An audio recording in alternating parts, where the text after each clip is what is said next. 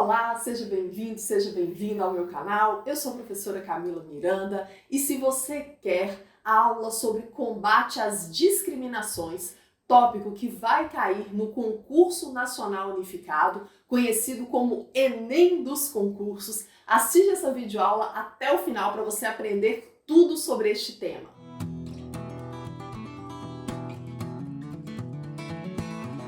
Olá, seja bem-vindo ao meu canal. Já deixa um like se você estava ansiosamente procurando esse tópico do edital, né? Comenta aqui embaixo se o conteúdo foi útil para você e não deixa de enviar para outros amigos, né, e amigas que farão essa prova. Gente, eu sou advogada, sou professora e eu venho recebendo muitos pedidos de ex-alunos meus, né, do curso de Direito, de preparatórios, que vão tentar aí o Concurso Nacional Unificado, também conhecido como o Enem dos Concursos, me pedindo, né, o tópico 2.6 do tópico 2 do edital do conteúdo comum, que é os desafios do Estado de Direito, Democracia e Cidadania, e para falar sobre o combate às discriminações, desigualdades e injustiças de renda, regional, racial, etária e de gênero. Então, se você está procurando videoaulas para o Enem dos concursos, aqui neste canal tem muita videoaula que contempla a maior parte desses temas aí que vão ser cobrados para todos os cargos de nível superior, né? Eu vou criar uma playlist e colocar aqui embaixo, chamada de CNU, tracinho Enem dos concursos, para você poder consumir outros conteúdos meus. E se você quer um aulão sobre políticas públicas, eu também tenho. É hoje o aulão mais acessado do YouTube, especificamente para quem vai tentar este concurso. Então vou colocar o link aqui embaixo também. Avisos paroquiais dados, né? Sem mais delongas. O que você precisa de saber sobre combate às discriminações, desigualdades e injustiças? Olha só. É um conteúdo bastante aberto, né? Então eu vou falar sobre cada tópico com base na minha experiência como professora de direito já há muitos anos, né? Eu tô gravando esse vídeo para vocês de janeiro para fevereiro, no último dia de janeiro para fevereiro de 2024, ano este em que eu tô completando 18 anos de sala de aula. Então o edital não deixa claro especificamente sobre o que você precisa desenvolver sobre o tema, mas aí eu vou falar em linhas gerais para vocês. Então, olha só. O Estado Democrático de Direito, ele considera a participação popular na tomada de decisões e na formulação de políticas públicas, né? Então, a gente vai pensar sempre, né, que pós-Constituição Federal de 88, né, pós-Constituição da República, nós saímos aí, né, de um longo período ditatorial e essa Constituição, também é chamada, né, de Carta Magna, de Constituição Cidadã, ela inaugurou o Estado Democrático de Direito, que tem como principal característica, né, a participação popular. Considerar, né, a soberania popular, a vontade popular na tomada de decisões em diferentes esferas públicas. Essa consideração da vontade, né, popular, essa participação popular, ela pode assumir diferentes vertentes. A participação popular nas esferas públicas não é só o povo ter voz no sentido de votar, mas sim todo o povo, né, considerando a sua heterogeneidade, ser considerado na tomada de decisões, na formulação de políticas públicas. O que inclui o Estado lançar um olhar para aquelas chamadas minorias sociais, né, ou grupos socialmente vulneráveis. Eu sei que não é a mesma coisa, mas eu não vou entrar aqui nessa questão da semântica. É só para que você saiba de quem que eu tô falando, né? Eu tô falando da mulher, eu tô falando do negro, tô falando do preto, né, o pardo, tô falando do indígena, estou falando dos idosos, das crianças e adolescentes. Então, a ideia é a gente pensar quais são aqueles grupos que estão em situação de vulnerabilidade social e o que o Estado vai fazer por eles. Então, eu acredito que este tópico vai contemplar isso aí. E aí o artigo 5º, né, caput da nossa Constituição Federal, da Constituição da República, fala que todos são iguais perante a lei, né, garantindo-se aos brasileiros e estrangeiros residentes no país a inviolabilidade do direito à vida, etc, etc. Só que a gente vai pensar nessa igualdade como sendo, né, a busca pela justiça.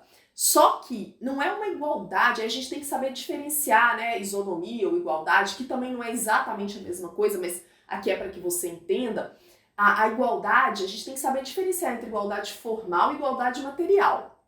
A igualdade formal é aquela que está na lei lá toda bonitinha, ó. A lei é igual para todo mundo, a lei não pode estabelecer discriminações gratuitas. Né? A lei não pode, por exemplo, cobrar um imposto maior de quem tem mais peso, de uma pessoa gorda, do que de uma pessoa magra, ou vice-versa. Então, o exemplo é bem tosco, mas é para que você pense que a lei tem que tratar todo mundo de forma igual, no sentido de não estabelecer discriminações gratuitas. Isso é a igualdade formal. Só que a igualdade formal não basta, porque para a gente alcançar a justiça, a gente tem que pensar na igualdade material, que é justamente o que eu falei, lançar esse olhar para as minorias sociais, para os grupos socialmente vulneráveis, né? Então, estou falando de pretos e pardos, estou falando dos indígenas, das mulheres, crianças e adolescentes, idosos, né? A gente poderia incluir aqui também o deficiente, né? A pessoa com deficiência, dentre outros. Então, igualdade formal, a igualdade que está lá na lei, né? Todo mundo é igual para a lei, perante a lei. Igualdade material.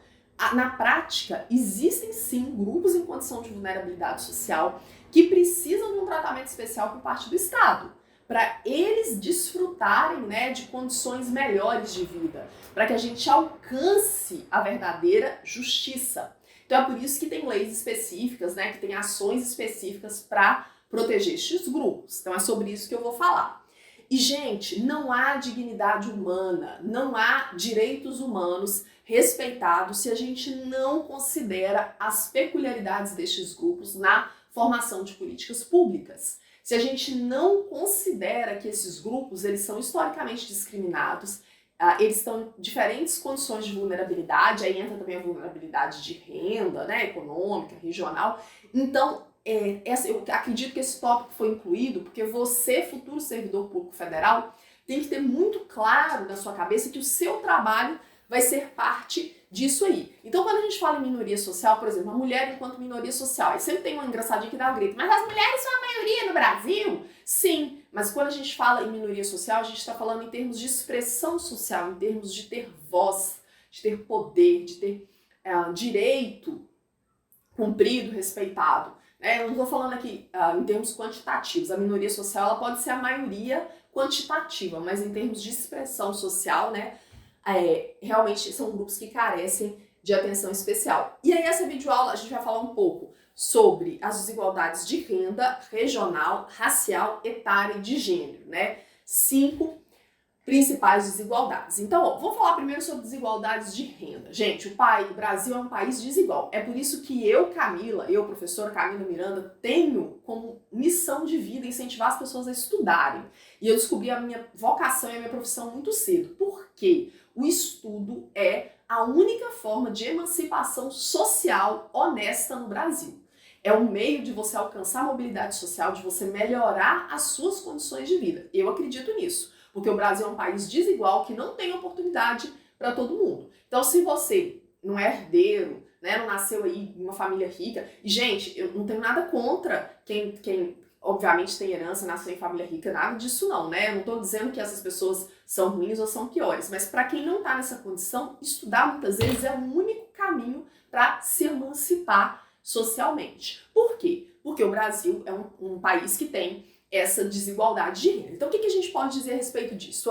O salário mínimo em 2024, no instante que eu estou gravando esse vídeo, é de R$ 1.412. Isso é suficiente para o brasileiro arcar com as suas necessidades básicas de moradia, de alimentação, né, de saúde, de educação, etc? Não é. Professora, mas a educação tem a educação pública? Sim, tem a educação pública, mas mesmo para quem usufrui da educação pública, tem um custo mínimo, gente, aí. Né? Da mesma forma, saúde, tem a saúde pública, tem distribuição de medicamentos, mas não quer dizer que não tem um custo mínimo aí, alimentação.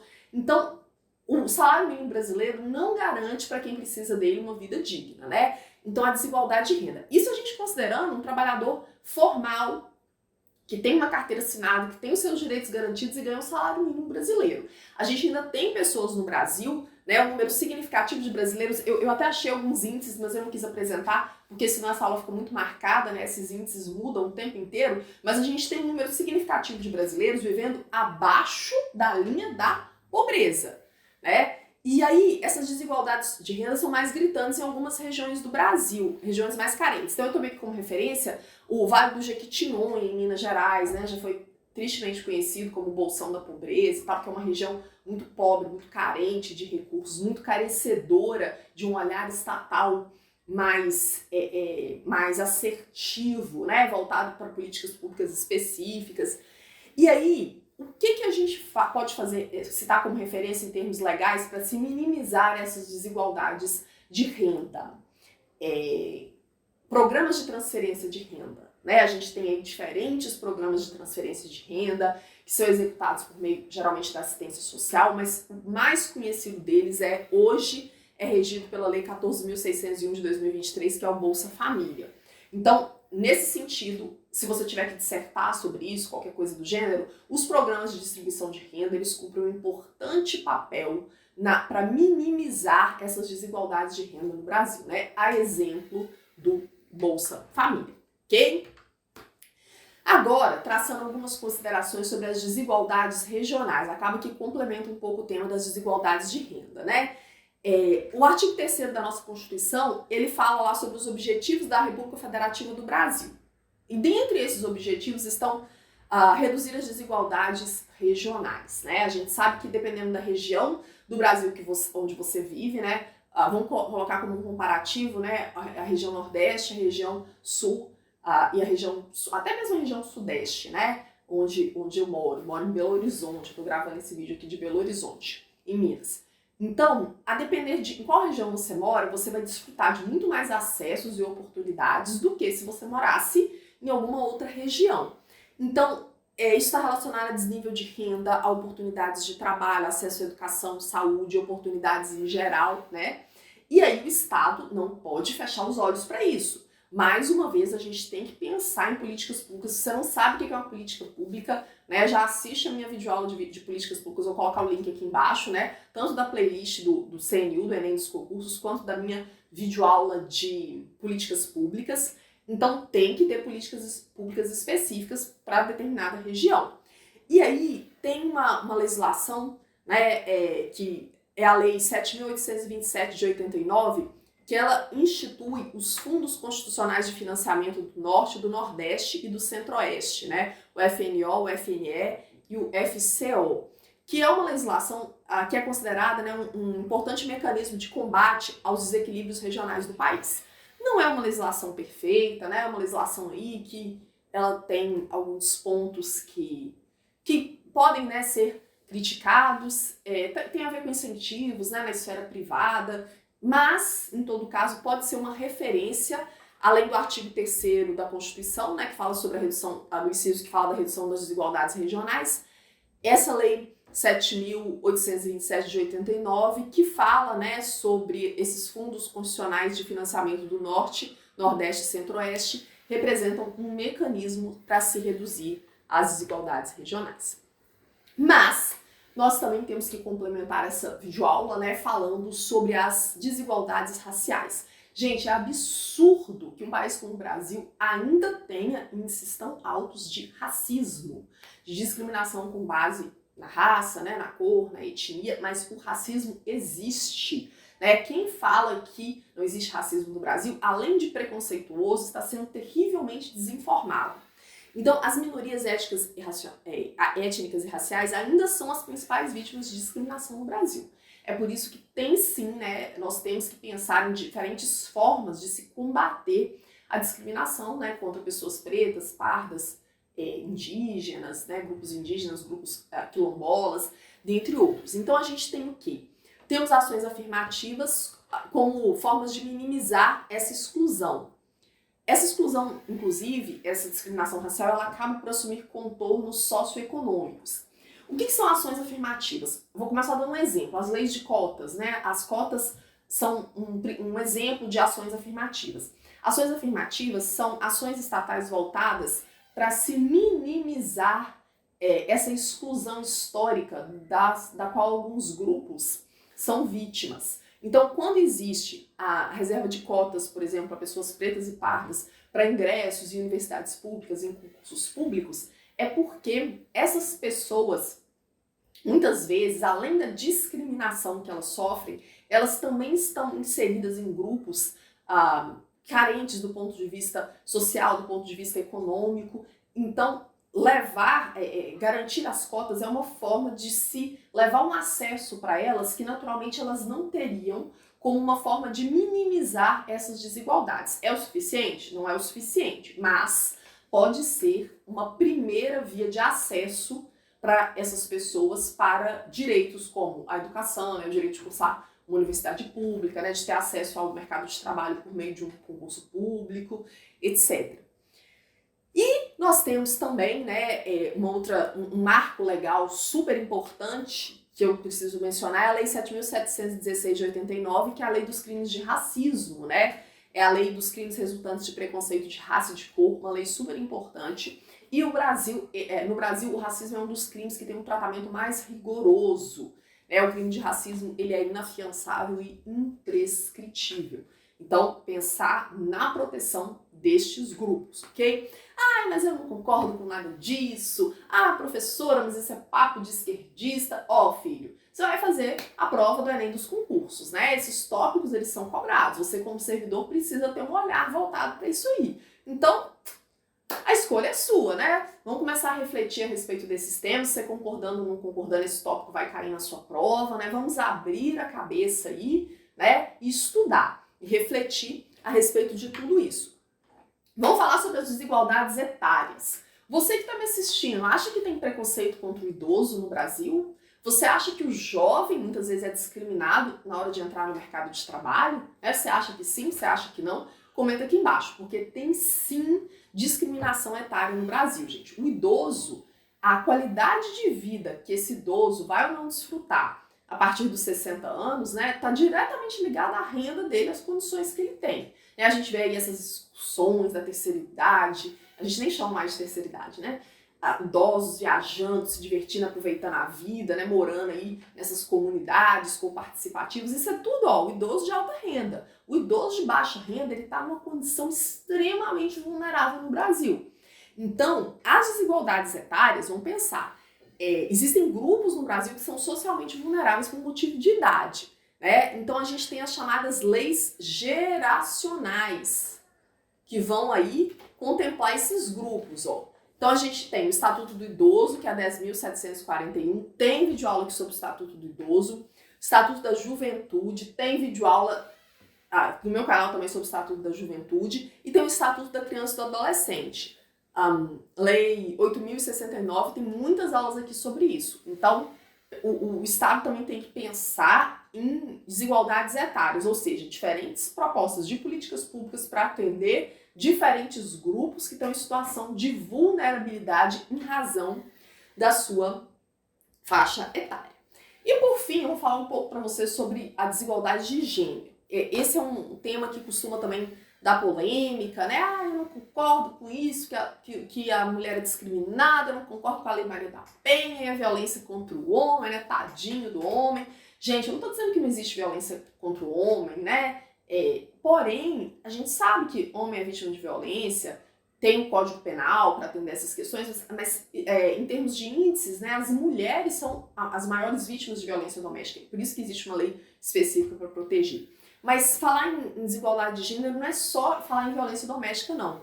Né? A gente sabe que a Constituição fala no artigo 5º, inciso 1º, né, que existe aí, a Constituição fala que homens e mulheres são iguais perante a lei nos termos dessa Constituição. Mais uma vez, igualdade formal. A gente sabe que materialmente falando, essa isonomia, essa igualdade não existe, e por isso que precisa ter leis específicas de proteção.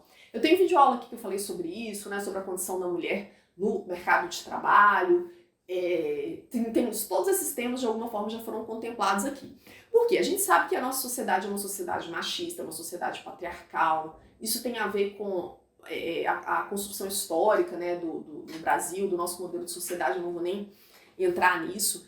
Mesmo com todos os avanços, as mulheres elas vivenciam sim situações de discriminação tanto no mercado de trabalho quanto na esfera privada, nos seus próprios lares. A gente sabe que a maior parte das mulheres, ela come jornada tripla hoje em dia, né? Mais da metade das mulheres brasileiras trabalham fora de casa e elas ainda se encarregam dos cuidados com a casa e com os filhos. Eu sou absolutamente abençoada de ter um marido que divide a vida comigo, que divide os cuidados com o nosso filho, os cuidados com a casa, né? Que divide tudo comigo. Mas para a maior parte dos homens falta essa consciência de entender que todas as pessoas que moram na casa, independente do gênero, são responsáveis pela manutenção da casa e que o pai e a mãe, isso claro que eu tô falando uma família heteronormativa, né, mas vale para outros modelos de família também, né? O pai, a mãe, o companheiro e a companheira são igualmente responsáveis pela criança. E aí, a mulher sofre discriminação no mercado de trabalho, a gente sabe que a maior parte dos postos de chefia muitas vezes são atribuídos ao homem, né? Porque o homem não tira licença maternidade, muitas vezes não vai precisar faltar ao trabalho por conta da criança e tal. E na esfera privada também, né? A sobrecarga que as mulheres enfrentam nos seus próprios lares. Então, é um outro ponto de reflexão. E nesse sentido, que é o que eles chamam de divisão sexual do trabalho, né? Acho que eu já gravei vídeo aula sobre esse tema também. Para os meus alunos na época do projeto do integrador, se você é meu aluno dessa época, comenta aqui embaixo. E aí sim, né? Agora citando a Lei Maria da Penha, que também tem videoaula aqui no canal sobre isso, né? É a Lei 11.340 de 2006, que fala da Lei Maria da Penha como um marco legal, né? Importante para as mulheres, contempla aí diferentes formas de violência contra a mulher. É um outro assunto que pode completar essa reflexão sobre as desigualdades de gênero. Pessoal, quer mais videoaula sobre esses temas? Quer que eu aprofunde mais? É uma videoaula introdutória? Comenta aqui embaixo que eu vou adorar gravar mais, falar mais com vocês sobre isso. Grande abraço e até mais!